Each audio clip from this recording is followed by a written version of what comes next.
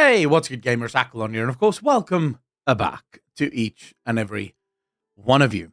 As we say goodbye to the Dragonflight expansion for World of Warcraft, I thought it prudent to reflect on what Dragonflight did, why Dragonflight was important, and just some of my favorite moments of the Dragonflight expansion, but then also just a little bit of what we can expect. So this will be more of like just the chatting video. I'm sure Holy will find things to put on the screen. You know, for those of you that might be ADHD brained and just need some kind of distraction, or for those of you that just don't like looking at my face the whole time. But either way, I thought it prudent to have a bit of a discussion.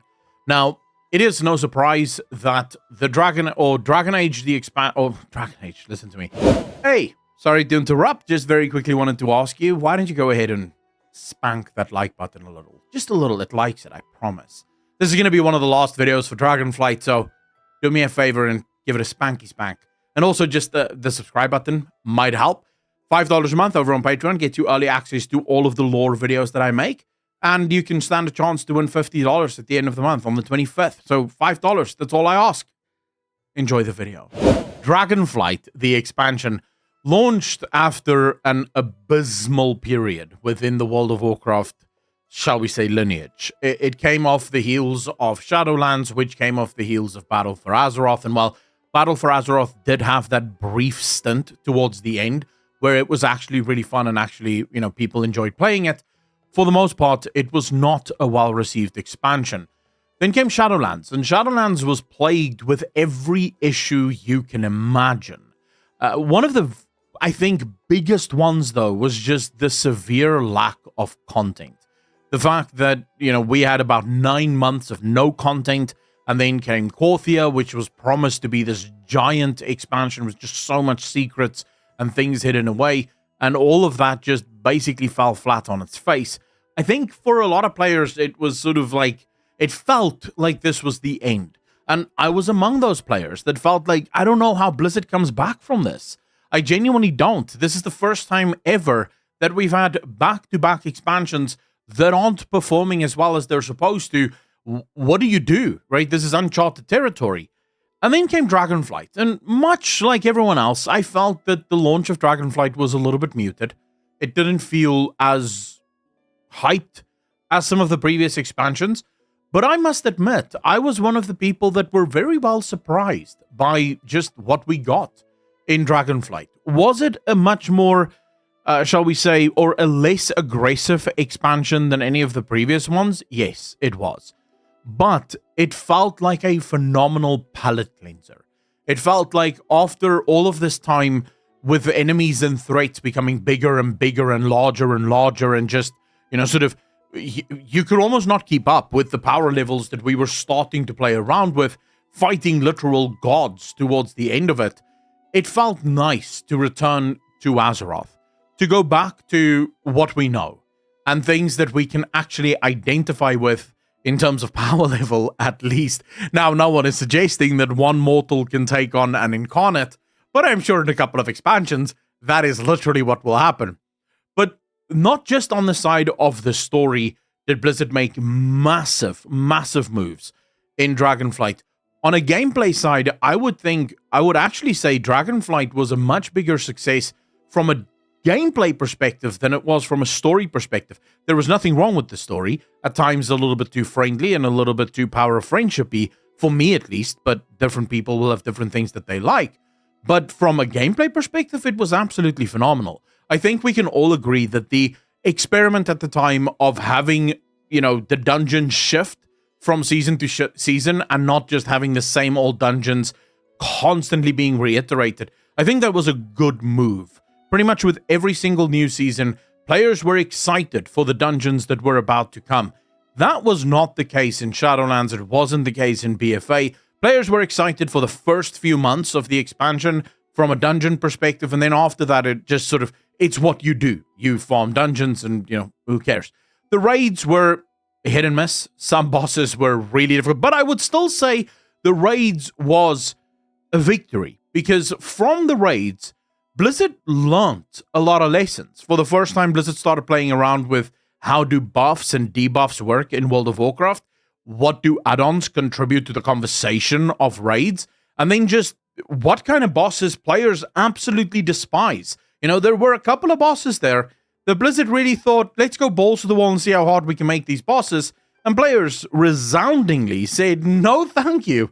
We don't like this. These are guild killers. These are not fun bosses for us to compete in, because in a lot of cases, one fail is the end of the fight. So I think Dragonflight, in a few years from now, people will look back at Dragonflight raids and say that was really the turning point of what raiding would have become. I think also people will look back at Dragonflight and say dungeons and the future of dungeons is really going to impact the future of World of Warcraft, and it started in Dragonflight.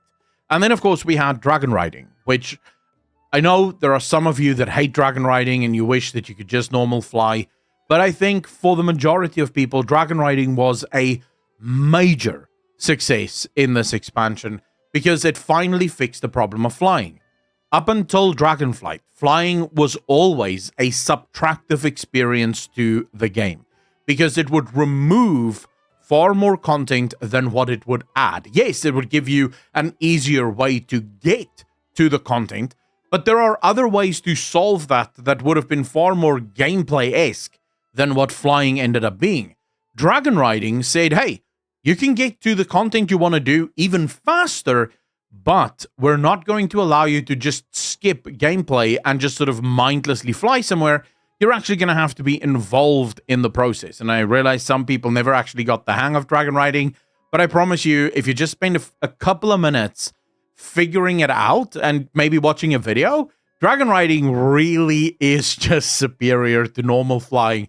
And for the most part, you can kind of, like, you do a little bit of work in the beginning, getting as high up as you can, and then you can just sort of AFK fly to where you need to be. I think dragon riding also influenced very much level design and zone design, because I think Dragonflight had some of the most illustrious and beautiful zones that we have had in World of Warcraft in a very long time. And I say this as someone that have always praised the art department for Blizzard for doing a phenomenal job when it comes to the art and the art assets in WoW. But Dragonflight really took it to a whole new level. So I think from a gameplay perspective, Dragonflight was a major success. Then, of course, we have to talk about the content cadence for Dragonflight, which I also think was just insane, just absolutely off the charts. It felt good to know that there's almost never a point in time where you have nothing to do. Well, some of the things we did kind of samey, same, but different, yes, but it was still good to know that there is always something new just across, just on the other side of the horizon. We just need to wait another week or two. And it kept things fresh. It kept things moving along quite nicely. I thought at times the story pacing could have been a little bit better. There were times where Blizzard would put certain stories after the raid or, sort of make the pacing of the story not make a lot of sense. You could also tell that there were some maybe nominal but very large rewrites that happened in Dragonflight. And this, I think, came specifically from Chris Metzen and the Denuser sort of layover. So as Chris Metzen came in, a lot of the plans that Steve Denuser had for Dragonflight, Chris Metzen obviously didn't want to go along with, one of them being, as you guys know, Verithra, her entire story, I think, actually was a retcon, or at least not retcon because obviously her story hadn't played out yet, but I think Metzen came in and said, no. I have plans for this character. Let's not remove her just yet. Wait, that's not her name, Verithra? No. I'm blanking on her name now. The Incarnate of Ice. That one. Her name has just completely escaped me. But that's because I just finished making a video on Eridicron, so I'm just thinking of Eridicron now, because he's such a cool character, but you'll see that video later, not now. I'm still busy in the process of making that video. But, fuck, what's her name? Wait, I'm gonna have to check this. Holy, just delete this bit where I'm checking what her name is, because I'm blanking on her name. Primal Incarnates. What are their names? Come on, Fair enough. There we go. Fair enough. Fair enough. I think there were some rewrites with fair enough. And, I think for the most part, those rewrites, while it was a little jarring in the middle of the expansion to see that story just shift so quickly, it was still a good enough approach. And there were a lot of highlights in the story as well. Yes, the main story questline can sometimes, or could sometimes, end a little bit too much in Power of Friendship, but you have the Blue Dragonflight questline, which was phenomenal. You have the Bronze Dragonflight questline, which was phenomenal. You have the Black Dragonflight questline, which was phenomenal. In its own right, each of these stories were insanely good. But I also think that one of the biggest things with Dragonflight isn't so much the things that happened in Dragonflight. It's more so the things that Dragonflight will inform moving forward. We've seen Blizzard make phenomenal changes now leading into the War Within that I don't think would have happened had we not had Dragonflight. I'm talking about things like Blizzard's new approach to storytelling, where Blizzard have finally started to look, and maybe even we can attribute this to the failures of Shadowlands and Battle for Azeroth, where Blizzard was forced to take a new look at how they evaluate the game. With things like Delves coming in, it's clear that Blizzard have identified that not all of the player base cares about dungeons and raids and PvP. Some players do actually like playing solo, and Blizzard is finally starting to offer content for those players. And I'm very much looking forward to what the sort of future and evolution of Delves will be, but also then just super excited for whatever features are coming in the next of this World Soul Saga. I think the other big thing that Dragonflight gave us is Metzen coming in, and obviously a new approach to storytelling, where Blizzard is finally starting to accept, and I spoke about this during the live stream the other night, Baron's chat, by the way, every Friday night on YouTube. You should come check us out. It's usually, I usually schedule it long before so you can see exactly when it starts in your time. But in Baron's chat, I spoke about this. I think one of the key things for me with Dragonflight and moving into the War Within is Blizzard have finally noticed and identified that there are players in World of Warcraft that only do certain types of content, and that trying to get all players to engage in all content really is an exercise in futility. I'm not ever going to engage in high-level raids. I'm not ever going to engage in dungeons. And if you force me to engage in dungeons, if you force me to engage in high-level raids, I'm just not going to do any of that. And whatever content is tied to that, I'm just going to skip. And I'll instead just look for sources online that gives me that content, because I don't like doing dungeons and raids. It's just not my preferred type of playstyle.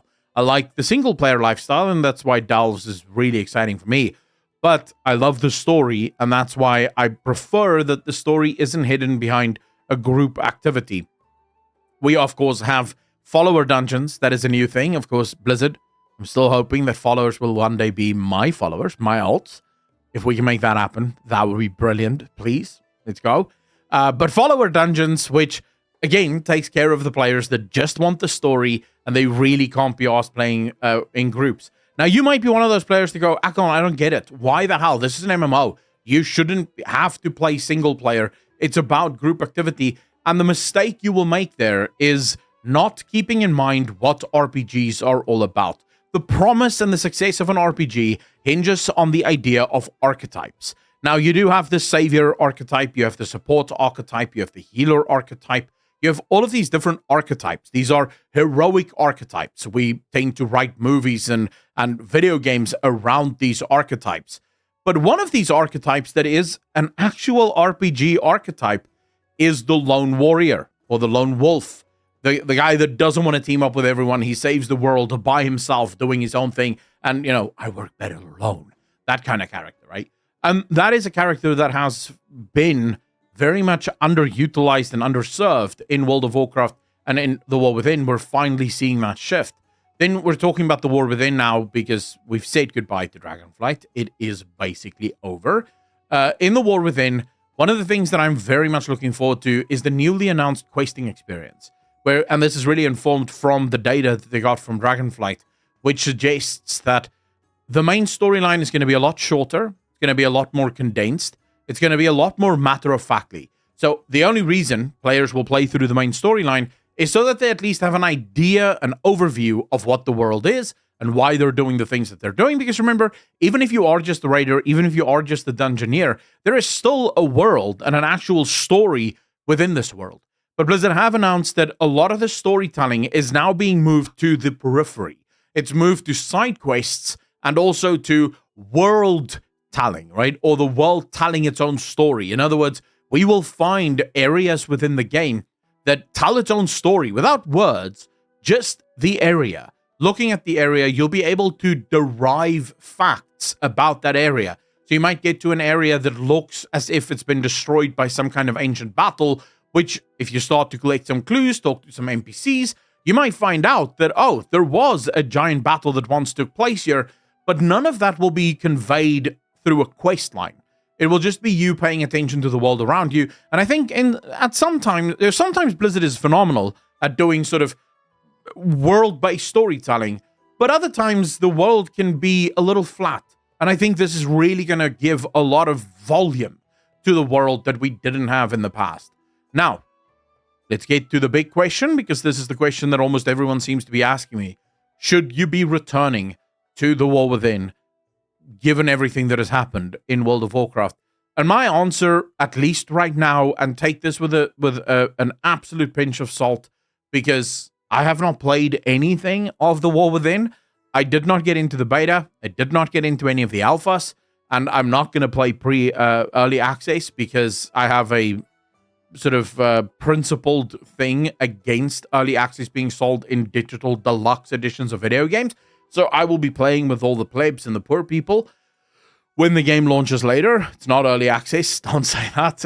It just isn't. The game is launching on the 22nd, and then it launches officially for everyone else a bit later. But never mind that. I have not tried it, but from everything I've seen and from all of the interviews I've watched, I think now would be the best time ever to jump back into World of Warcraft. Because it looks like the developers are actually paying attention. It looks like the developers are actually trying to offer players a brilliant, solid experience. And you don't want to start a saga in the middle. So yeah, I'd say get in and see what it's about. Anyways, ladies and gentlemen, that is it from me. I don't think this is the last video we'll make in the Dragonflight expansion. I have a lot of more speculation videos and stuff coming, but this will probably be one of the last. So please remember to hit that like button, hit that subscribe button.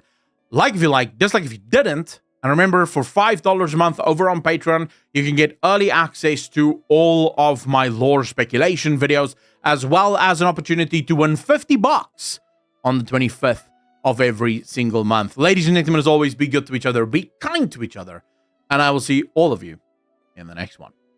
Peace.